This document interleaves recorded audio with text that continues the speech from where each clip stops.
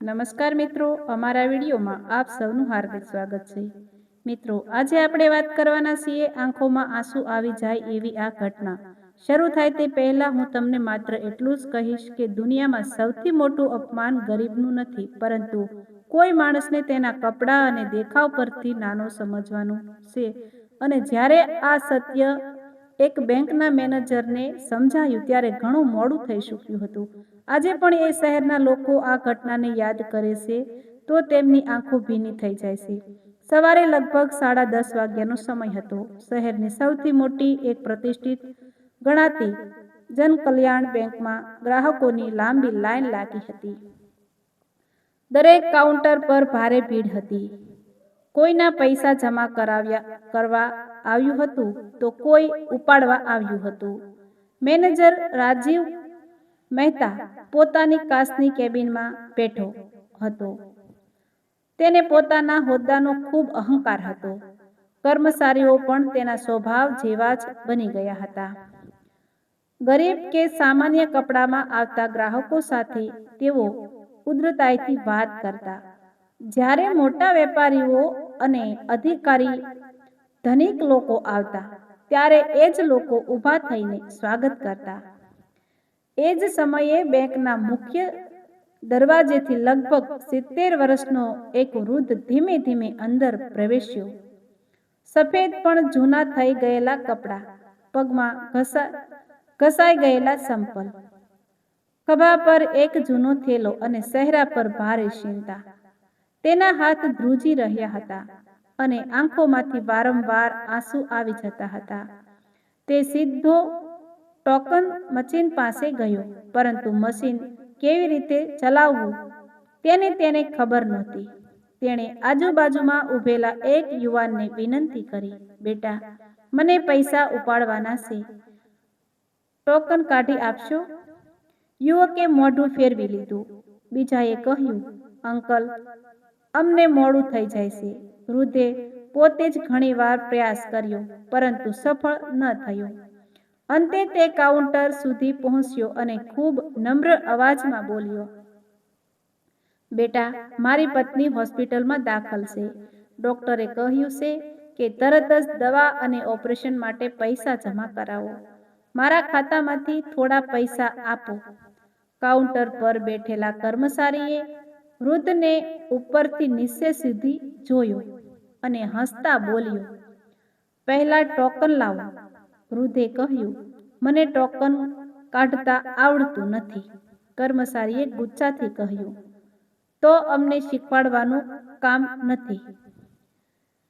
આસપાસ ઊભેલા કેટલાક લોકો પણ આ દ્રશ્ય જોતા રહ્યા, પરંતુ કોઈ આગળ આવ્યું નહીં। વૃદ્ધ ફરી વિનંતી કરવા લાગ્યો, બેટા, મારી પત્ની હોસ્પિટલમાં છે, દરેક મિનિટ કિંમતી છે। કર્મચારીએ કંટાળીને કહ્યું, ચાલો આગળ જાઓ, બીજા ગ્રાહકોને ઊભા રાખશો નહીં। વૃદ્ધ નિરાશ થઈ મેનેજરની કેબિન તરફ ચાલ્યો। દરવાજા પર ઊભેલા પટ્ટાવાળાએ રસ્તો રોકી દીધો। ક્યાં જાવ છો? વૃદ્ધે ધીમા અવાજે કહ્યું, મારે મેનેજર સાહેબને મળવું છે। પટ્ટાવાળાએ અંદર જઈને પૂછ્યું।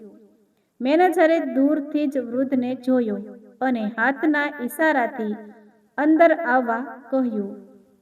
વૃદ્ધ કેબિનમાં પ્રવેશ્યો અને બંને હાથ જોડીને બોલ્યો, સાહેબ, મારી પત્ની હોસ્પિટલમાં છે, કૃપા કરીને મારા ખાતામાંથી પૈસા અપાવી દો। મેનેજરે તેની તરફ એક નજર કરી અને ઠંડા અવાજમાં પૂછ્યું, તમારું ખાતું અહીં છે? વૃદ્ધે શાંતિથી જવાબ આપ્યો, હા સાહેબ। મેનેજર હસ્યો અને બોલ્યો, તારા જેવા માણસનું આ બેંકમાં ખાતું હશે? મજાક કરે છે? વૃદ્ધે ફરીથી હાથ જોડ્યા, સાહેબ, ભગવાનને ખાતર એવું ન કહો, ખરેખર મારું ખાતું અહીં જ છે। મેનેજરે ટેબલ પર હાથ મારીને પટ્ટાવાળાઓને બોલાવ્યા, આને બહાર કાઢો, સવારે સવારે સમય બગાડવા આવી ગયો છે। બંને પટ્ટાવાળાઓએ વૃદ્ધના હાથ પકડી લીધા। વૃદ્ધ ગભરાઈ ગયો, ભાઈઓ, મને ધક્કો ન મારશો, મારી પત્ની હોસ્પિટલમાં છે. મને માત્ર મારા જ પૈસા જોઈએ છે. આખી બેંકમાં શાંતિ છવાઈ ગઈ, પરંતુ કોઈએ વૃદ્ધની તરફેણમાં એક શબ્દ પણ બોલ્યો નહીં. કેટલાક કર્મચારીઓ એકબીજા સામે જોઈને હસવા લાગ્યા. કોઈ બોલ્યું, આવા લોકો રોજ આવે છે. કોઈ બોલ્યું, આને તો ખાતાનો અર્થ પણ નંબર નહીં હોય. આને તો ખાતાનો અર્થ પણ ખબર નહીં હોય. વૃદ્ધની આંખોમાંથી આંસુ વહેવા લાગ્યા. તેણે ફરી એકવાર મેનેજરને જોયો અને ધીમેથી કહ્યું, સાહેબ, પૈસા મારા જ છે. હું ભીખ નથી માંગતો. મેનેજરે ગુસ્સાથી જવાબ આપ્યો, બહાર કાઢો આને, નહીં તો પોલીસ બોલાવીશ. બંને પટ્ટાવાળાઓએ વૃદ્ધને ખેંચતા ખેંચતા બહાર લઈ જવા લાગ્યા. વૃદ્ધના હાથમાંથી જૂનો થેલી નીચે પડી ગયો. થેલીમાંથી હોસ્પિટલની ફાઇલ, દવાના પ્રિસ્ક્રિપ્શન અને એક જૂનું ચામડાનું પાકીટ જમીન પર પડી ગયું. કાગળો આખી બેંકમાં ફેલાઈ ગયા. વૃદ્ધ કંપતા હાથથી એ કાગળો ભેગા કરવા ઝૂકી ગયો. કોઈ કર્મચારી મદદ કરવા આગળ આવ્યો નહીં. તેના હોઠ પર માત્ર એક જ વાક્ય વારંવાર આવતું હતું, મારી પત્નીને બચાવી લો ભગવાન. મને મારા જ પૈસા મળી જાય એટલું કરો. પરંતુ તે ક્ષણે આખી બેંકમાં કોઈને ખબર નહોતી કે જે વૃદ્ધને તેઓ ગરીબ સમજીને ધક્કા મારી રહ્યા હતા, એ જ માણસના એક નિર્ણયથી થોડા સમયમાં આખી બેંકનું ભવિષ્ય બદલાઈ જવાનું હતું. વૃદ્ધ માણસ ધીમે ધીમે જમીન પર પડેલા કાગળો ભેગા કરવા લાગ્યો.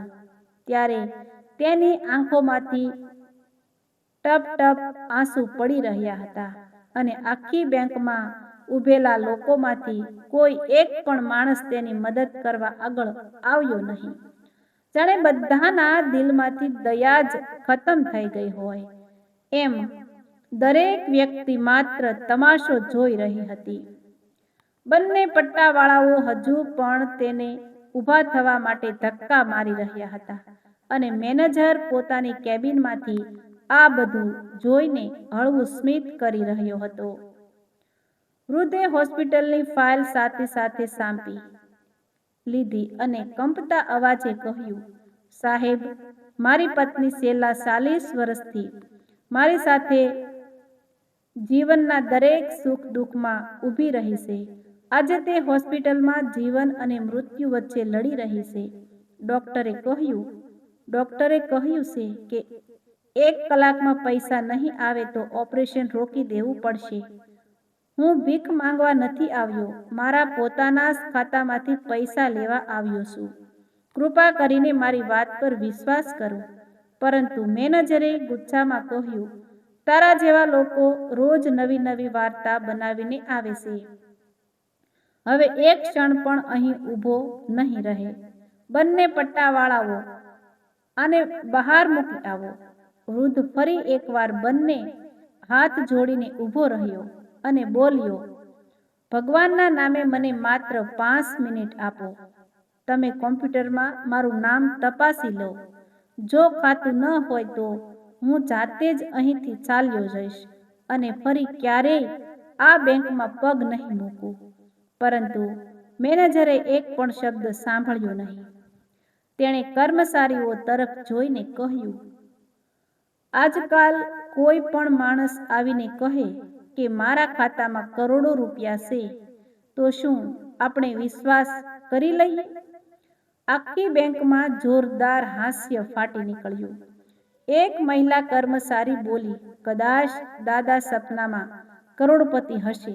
બીજો કર્મચારી બોલ્યો, પહેલા સંપલ તો નવી પહેરી આવો, પછી કરોડોની વાત કરજો. વૃદ્ધના ચહેરા પરનું દુઃખ હવે અપમાનમાં બદલાઈ ગયું હતું, પરંતુ છતાં પણ તેણે ગુસ્સો કર્યો નહીં.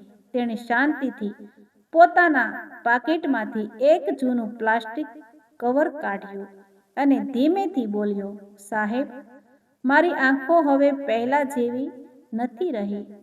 ચશ્મા પણ તૂટી ગયો છે. તમે જ આ કાગળ જોઈ લ્યો, કદાચ તમને વિશ્વાસ આવી જાય. મેનેજરે કાગળ હાથમાં લેવાની પણ ના પાડી અને કહ્યું, મને કચરો બતાવવાની જરૂર નથી.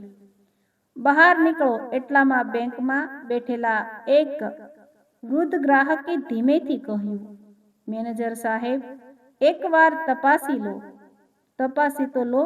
માણસ આટલી આજીજી કરે છે. કદાચ સાસુ પણ હોઈ શકે. પરંતુ મેનેજરે તે ગ્રાહકને પણ ઠપકો આપ્યો.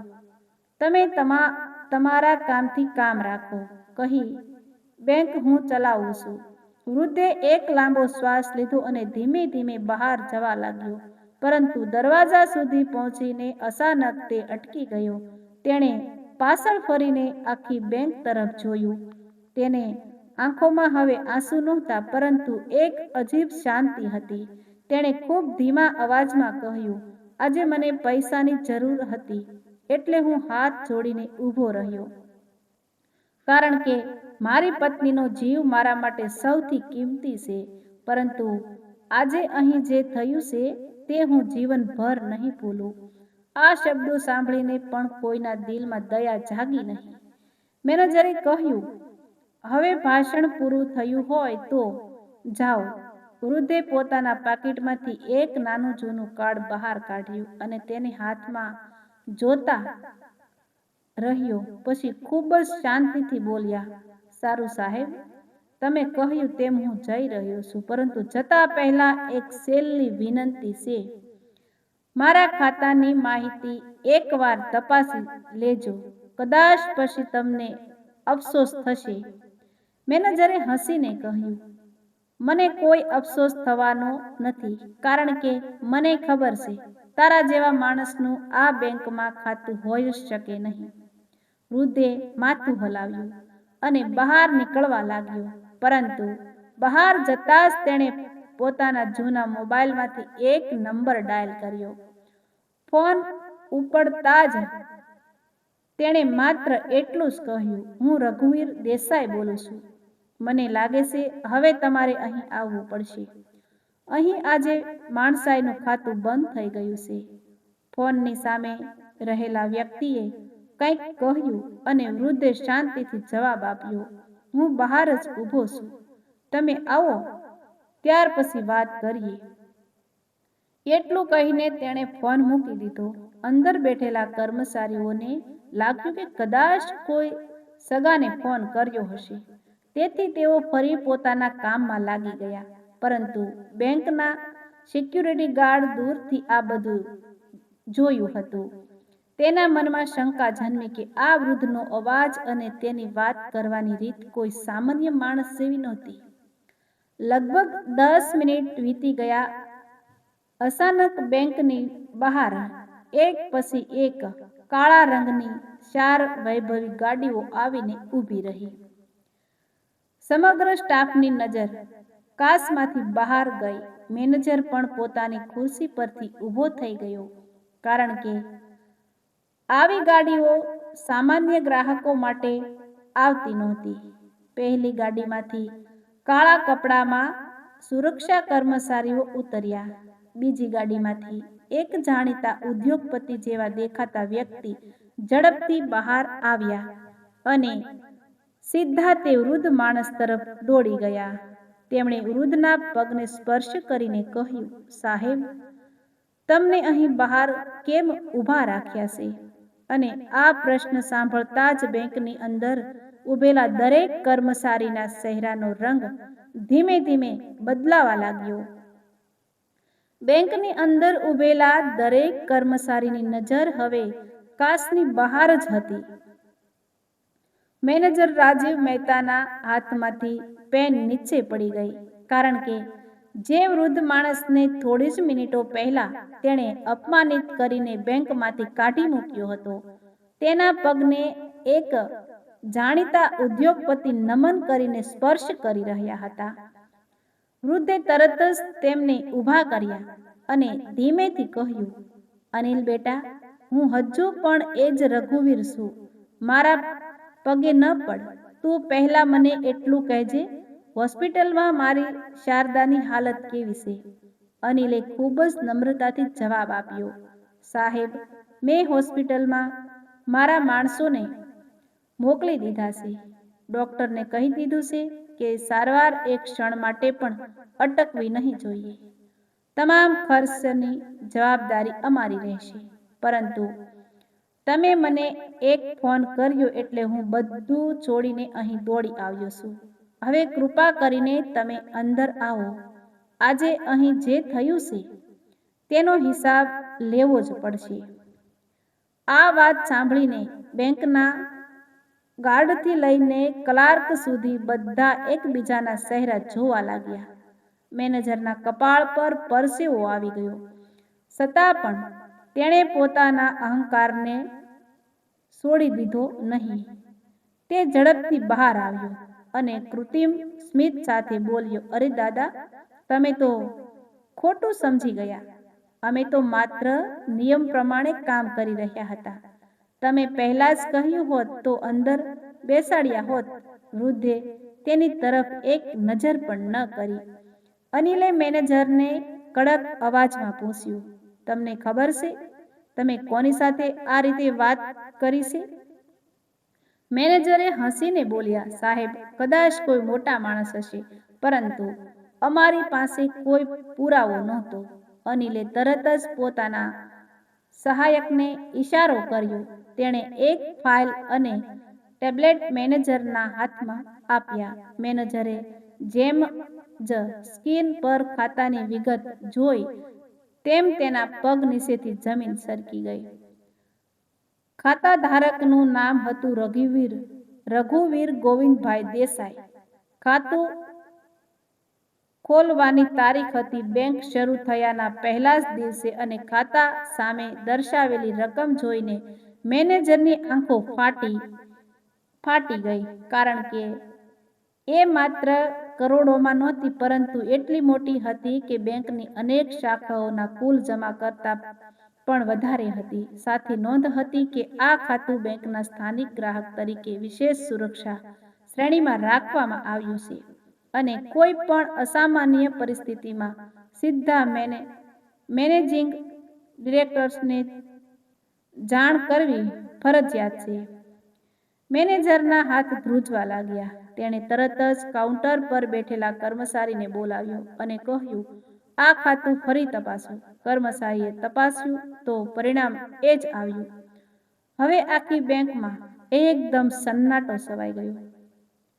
થોડા સમય પહેલા હસી રહેલા કર્મચારીઓ હવે આંખ ઊંચી કરીને પણ વૃદ્ધ તરફ જોઈ શકતા નહોતા.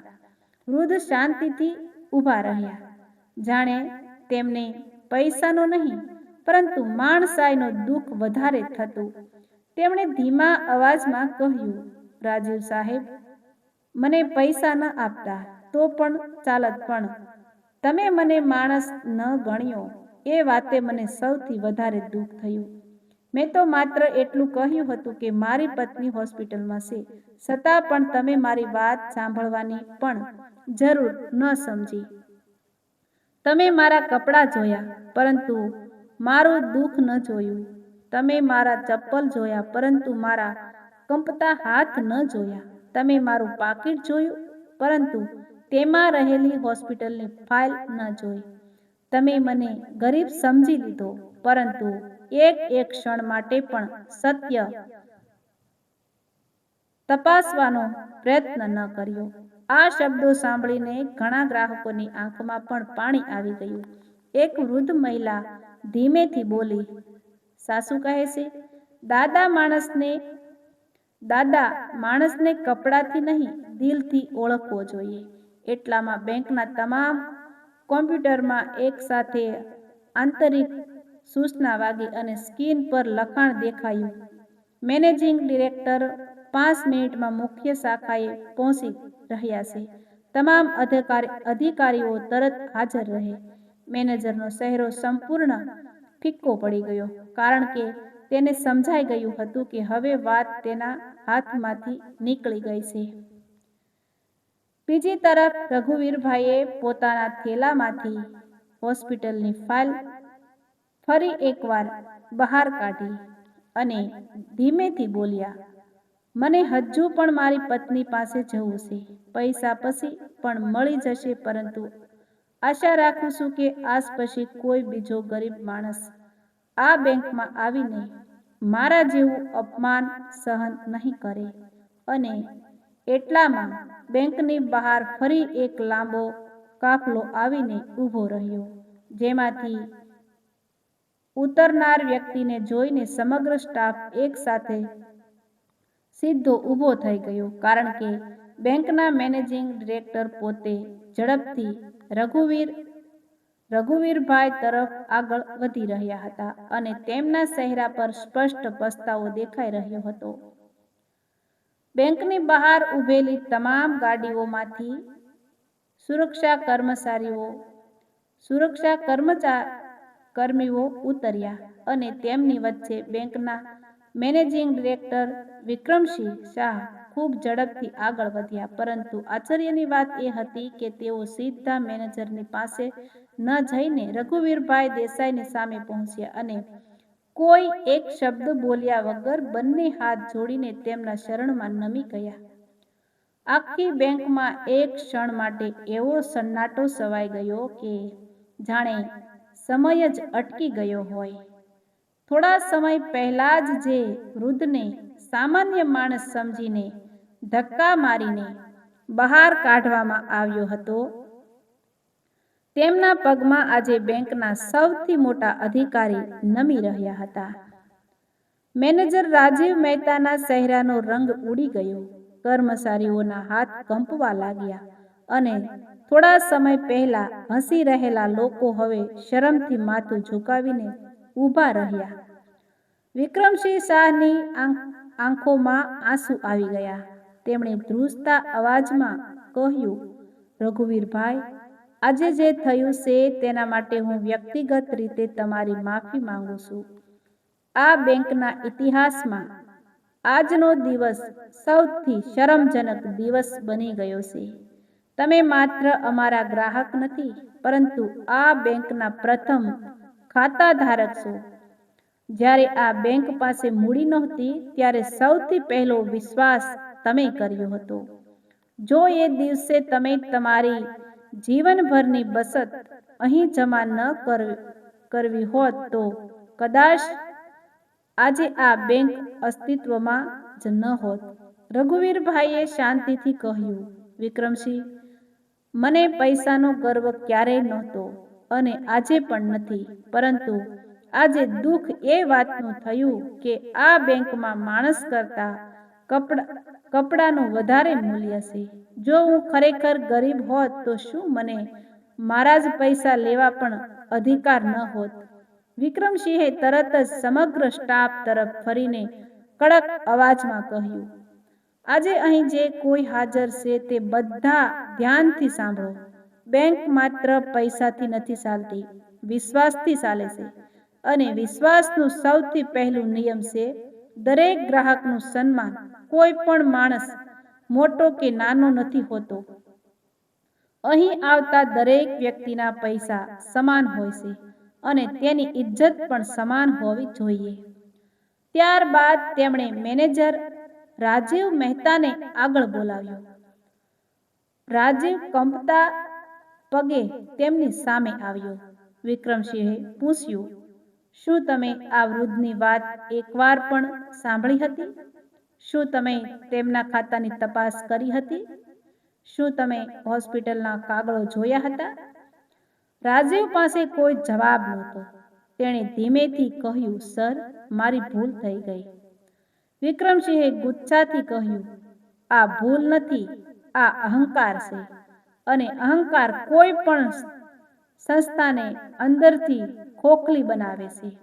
ત્યારબાદ તેમણે માનવ સંસાધન વિભાગમાં અધિકારીને તરત જ ફોન કરીને કહ્યું, આજથી આ ક્ષણથી રાજીવ મહેતા મેનેજર પદ પરથી સસ્પેન્ડ કરવામાં આવે છે. તેની સામે શિસ્તભંગની કાર્યવાહી શરૂ કરવામાં આવે અને તપાસ પૂર્ણ ન થાય ત્યાં સુધી તેને કોઈ પણ શાખામાં ફરજ પર રાખવામાં નહીં આવે. ત્યારબાદ તેમણે કાઉન્ટર પર બેઠેલા કર્મચારીઓ તરફ જોયું અને કહ્યું, તમે બધા પણ એટલા જ જવાબદાર છો, કારણ કે કોઈ એક વ્યક્તિએ પણ આ વૃદ્ધને મદદ કરવાનો પ્રયાસ કર્યો નહીં. તમે હસ્યા, પણ કોઈએ માણસાઈ દેખાડી નહીં. તેથી આજથી તમામ સંબંધિત કર્મચારીઓને ફરજમાંથી હટાવીને ફરજિયાત માનવતા અને ગ્રાહક વ્યવસ્થાની તાલીમ આપવામાં આવે છે અને તપાસ પૂર્ણ ન થાય ત્યાં સુધી તેમની વાર્ષિક વધારાની તમામ સુવિધાઓ સ્થગિત કરવામાં આવે. આદેશ સાંભળતા જ સમગ્ર સ્ટાફની આંખોમાંથી આંસુ વહેવા લાગ્યા. રાજીવ મહેતા સીધા રઘુવીરભાઈના પગમાં પડી ગયો અને રડતા રડતા બોલ્યો, દાદા, મને માફ કરી દો. મેં તમને ઓળખ્યા નહીં. મેં તમારી સાથે ખૂબ મોટો અન્યાય કર્યો છે. હું જીવનભર આ દિવસ ભૂલી નહીં શકું. રઘુવીરભાઈએ ધીમેથી તેને ઊભો કર્યો અને કહ્યું, રાજીવ, જો હું આજે તને માફ ન કરું તો હું પણ તારી જેમ બની જાઉં. પરંતુ યાદ રાખજે, માફી મળી શકે, વિશ્વાસ નહીં. આજે તું માત્ર મારી સામે નહીં, પરંતુ દરેક ગરીબ માણસ સામે હારી ગયો છે, જે ક્યારેય પોતાના સ્વાભિમાન સાથે અહીં આવ્યો હશે અને અપમાનિત થઈને ગયો હશે. આ શબ્દો સાંભળીને આખી બેંકમાં ઉભેલા ઘણા ગ્રાહકોની આંખ ભીની થઈ ગઈ. એટલામાં રઘુવીરભાઈનો મોબાઈલ ભાગ્યો. હોસ્પિટલમાંથી ફોન હતો. તેમણે કંપતા હાથે ફોન ઉપાડ્યો અને સામે ડોક્ટરના અવાજે જે કહ્યું તે સાંભળીને તેમના ચહેરા પરનો ભાવ એક ક્ષણમાં બદલાઈ ગયો. રઘુવીરભાઈએ કંપતા હાથે ફોન કાન પર મૂક્યો અને ધીમા અવાજે પૂછ્યું, ડોક્ટર સાહેબ, મારી શારદા કેવી છે? સામે ડોક્ટરનો ગંભીર અવાજ આવ્યો, રઘુવીરભાઈ, ઓપરેશન તરત શરૂ કરવું પડશે, પરંતુ તમે હજુ સુધી હોસ્પિટલમાં પહોંચ્યા નથી. એટલામાં વિક્રમસિંહ શાહે ડોક્ટર સાથે સીધી વાત કરી અને કહ્યું, ડોક્ટર સાહેબ, એક ક્ષણનો પણ વિલંબ કરશો નહીં. સારવાર ચાલુ કરો. તમામ ખર્ચની જવાબદારી અમારી બેંક અને હું વ્યક્તિગત રીતે લઉં છું. દર્દીની સારવાર પૈસાના અભાવે ક્યારેય અટકવી નહીં જોઈએ. ડોક્ટરે તરત જ હા પાડી અને ઓપરેશન થિયેટરની તૈયારી શરૂ થઈ ગઈ. રઘુવીરભાઈની આંખોમાંથી આંસુની ધારા વહેવા લાગી. તેમણે વિક્રમસિંહનો હાથ પકડીને કહ્યું, આજે તમે મારી પત્નીનો જીવ બચાવ્યો છે. ભગવાન તમને સુખી રાખે. વિક્રમસિંહે નમ્રતાથી જવાબ આપ્યો, ના રઘુવીરભાઈ, આજે અમે માત્ર અમારી ભૂલ સુધારવાનો પ્રયત્ન કરી રહ્યા છીએ. સાચું તો એ છે કે તમે વર્ષો પહેલા આ બેંક પર વિશ્વાસ મૂક્યો હતો અને આજે અમે એ જ તમારા વિશ્વાસને તોડી બેઠા છીએ. ત્યારબાદ વિક્રમસિંહે સમગ્ર સ્ટાફ અને તમામ ગ્રાહકોની હાજરીમાં જાહેરાત કરી, આજથી આ બેંકની દરેક શાખામાં એક નવો નિયમ લાગુ થશે. કોઈ પણ ગ્રાહકના કપડાં, દેખાવ, ભાષા અથવા આર્થિક સ્થિતિના આધારે તેની સાથે ભેદભાવ રાખવામાં આવશે નહીં. દરેક કર્મચારી દર વર્ષે માનવતા અને ગ્રાહક સન્માનની ફરજિયાત તાલીમ લેશે અને જે કોઈ કર્મચારી કોઈ ગરીબ અથવા વૃદ્ધ ગ્રાહકનું અપમાન કરશે તેની સામે કડક કાર્યવાહી થશે. ત્યારબાદ તેમણે વધુ એક નિર્ણય જાહેર કર્યો, આજથી આ મુખ્ય શાખાના પ્રવેશ દ્વાર પર એક પાટિયું લગાવવામાં આવશે, જેમાં લખેલું હશે, અહીં પૈસા કરતા માણસનું સન્માન મોટું છે. આ શબ્દો સાંભળીને આખી બેંક તાળીઓના ગડગડાટથી ગૂંજી ઉઠી, પરંતુ રઘુવીરભાઈના ચહેરા પર હજુ પણ સ્મિત નહોતું, કારણ કે તેમના મનમાં માત્ર એક જ ચિંતા હતી, તેમની જીવનસાથી શારદા હોસ્પિટલમાં જીવન માટે લડી રહી હતી. વિક્રમસિંહે તરત જ પોતાની ગાડી તૈયાર કરાવી અને કહ્યું, રઘુવીરભાઈ, તમે મારી સાથે આવો, હું તમને હોસ્પિટલ લઈ જાઉં છું. અનિલ અને સુરક્ષા કર્મીઓ પણ સાથે નીકળી પડ્યા. રસ્તામાં રઘુવીરભાઈ કારની બારીમાંથી બહાર જોતા રહ્યા અને તેમની આંખો સામે આખું જીવન ફરી વળ્યું. કેવી રીતે તેમણે નાની દુકાનથી શરૂઆત કરી હતી, કેવી રીતે પત્ની શારદાએ પોતાના દાગીના વેચીને તેમને વ્યવસાયમાં મદદ કરી હતી, કેવી રીતે બંનેએ મહેનત કરીને સંપત્તિ બનાવી હતી અને પછી એક દિવસ નક્કી કર્યું હતું કે જીવન સાદાઈથી જીવવું, કારણ કે માણસની ઓળખ પૈસાથી નહીં પરંતુ તેના સંસ્કારોથી થવી જોઈએ. હોસ્પિટલ પહોંચતા જ ડોક્ટર બહાર આવ્યા. તેમના ચહેરા પર હળવું સ્મિત હતું. તેમણે કહ્યું, અભિનંદન રઘુવીરભાઈ, ઓપરેશન સફળ રહ્યું છે. હવે જોખમ ટળી ગયું છે. આ શબ્દો સાંભળતા જ રઘુવીરભાઈની આંખોમાંથી આનંદના આંસુ વહેવા લાગ્યા. તેઓ ભગવાનનો આભાર માનતા સીધા વોર્ડમાં પહોંચ્યા. શારદાબેને ધીમેથી આંખો ખોલી અને નબળા અવાજે પૂછ્યું, તમે પૈસા લઈ આવ્યા? તમે પૈસા લઈ આવ્યા ને? રઘુવીરભાઈએ તેમનો હાથ પકડીને સ્મિત સાથે કહ્યું, હા શારદા, પૈસા પણ આવી ગયા અને આજે માણસાઈ પણ પાછી આવી ગઈ.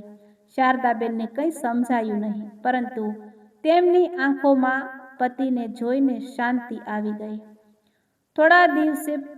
થોડા દિવસો પછી જ્યારે શારદાબેન સંપૂર્ણ સ્વસ્થ થઈને ઘરે પરત આવ્યા, ત્યારે બેંકના મેનેજિંગ ડિરેક્ટર વિક્રમસિંહ શાહ સમગ્ર સ્ટાફ સાથે તેમના ઘરે આવ્યા. રાજીવ મહેતા પણ તેમની સાથે હતો. હવે તે પહેલા જેવો અહંકારી માણસ રહ્યો નહોતો. તેણે ફરી એકવાર રઘુવીરભાઈ અને શારદાબેનના પગે પડીને કહ્યું, દાદા અને બા, મેં જીવનમાં અનેક ડિગ્રી મેળવી પરંતુ માણસ બનવાનું શીખ્યો જ નહોતો. તમે મને આજે સાચો પાઠ શીખવ્યો છે. રઘુવીરભાઈએ તેને આશીર્વાદ આપતા કહ્યું, બેટા, ભૂલ દરેક માણસથી થાય છે, પરંતુ જે માણસ પોતાની ભૂલમાંથી શીખી જાય તે જ સાચો મોટો માણસ કહેવાય. ત્યારબાદ થોડા મહિના પછી બેંકના મુખ્ય પ્રવેશ દ્વાર પર એક સુંદર પાટિયું લગાવવામાં આવ્યું, જેના પર નીચે નાના અક્ષરોમાં લખેલું હતું, આ નિયમ અમારા પ્રથમ ખાતાધારક શ્રી રઘુવીર ગોવિંદભાઈ દેસાઈના જીવનમાંથી શીખેલા પાઠને સમર્પિત છે. અહીં આવતા દરેક ગ્રાહકનું સન્માન અમારી સૌથી મોટી સંપત્તિ છે અને કહેવામાં આવે છે કે એ દિવસ પછી આ બેંકમાં ક્યારેય કોઈ વૃદ્ધ, ગરીબ કે સામાન્ય માણસનું અપમાન થયું નહીં. નવા કર્મચારીઓને તાલીમ અપાતી વખતે આ ઘટનાની વાત ખાસ કરીને કહેવામાં આવતી કે કોઈ પણ માણસને તેના કપડાં જોઈને ન આંકવો, કારણ કે ફાટેલા કપડાની અંદર પણ કરોડોની સંપત્તિ અને તેનાથી પણ મોટી માનવતા છુપાયેલી હોઈ શકે છે. અને આ જ કારણ છે કે આજે પણ જ્યારે કોઈ આ ઘટના યાદ કરે છે ત્યારે એક જ વાત કહે છે, માણસના ખીચામાં કેટલા પૈસા છે તેનાથી તેની કિંમત નક્કી નથી થતી, પરંતુ તેના હૃદયમાં કેટલી માનવતા છે તે જ તેની સાચી ઓળખ છે. અને જીવનમાં ક્યારેય કોઈ નાના માણસનું અપમાન કરશો નહીં, કારણ કે ભગવાન ઘણી વખત સૌથી મોટી પરીક્ષા સૌથી સામાન્ય દેખાતા માણસના રૂપમાં જ લેતા હોય છે. તો મિત્રો, આવા જ નવા વિડીયો જોવા માટે અમારી ચેનલ લાઈક, શેર અને સબસ્ક્રાઈબ કરી દેજો.